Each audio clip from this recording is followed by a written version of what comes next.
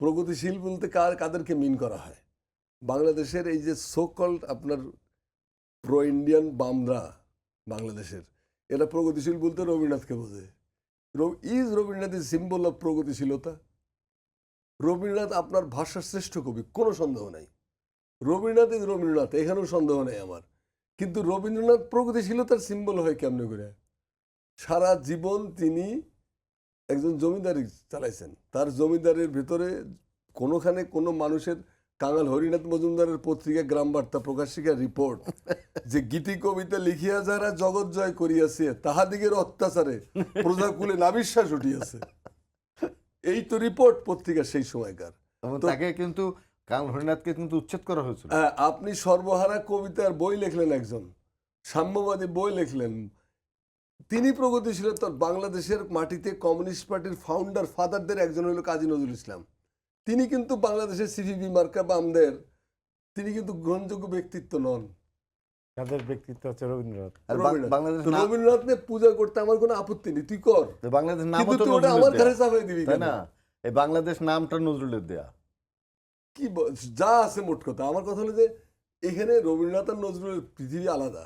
এখানে আমি কারোর সাথে কারো তুলনা করতেছি না, কিন্তু আপনি খুঁজবেন কোনটা যেটার মধ্যে আপনার সমস্যাগুলোর সমাধান হয় দ্রুত।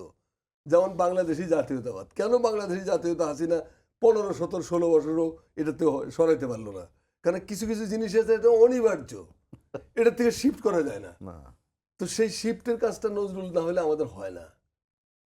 তো এইগুলো আপনাকে মাথায় রাখতে হবে যে বাংলাদেশের এই প্রগতিশীলের ধ্বজাধারীরা, এটা আমাদের প্রগতিশীল গ্রাম দেশে কয় যে ভাই প্রগতিশীল কায়, ভাই লোকটা কায়। মানে 60-এর দশকে কৃষক সমিতির মিটিং হচ্ছে আমাদের থানা শহরে, তো সবাই এসে প্রগতিশীল প্রগতিশীল।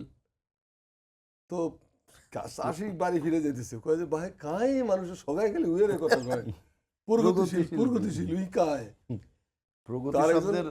আরেক চাষি কয় যে মোর কিন্তু মনে হয় শালার বেটা তো ইন্ডিয়ান জিনিস, এই শালা তো ব্রজনশীলের ভাইটাই হবার বাইরে কাম সাচ্ছে না। কথা হলো প্রগতিশীল হলো ব্রজনশীলের ভাই, চাষি বোঝে না। তো যে চাষি যাদেরকে বোঝে না তারা বাংলাদেশে বাম রাজনীতির ফকিরি দশা থেকে বোঝেন না কি অবস্থা। এরা আমাদের কালচারকে ডমিনেট করতে চায়।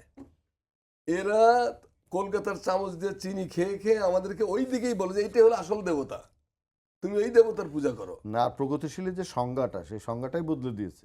মনে করে যে ওই দিক থেকে আসলে ওটাই প্রগতিশীল, আমরা যা কইতে প্রগতিশীল না।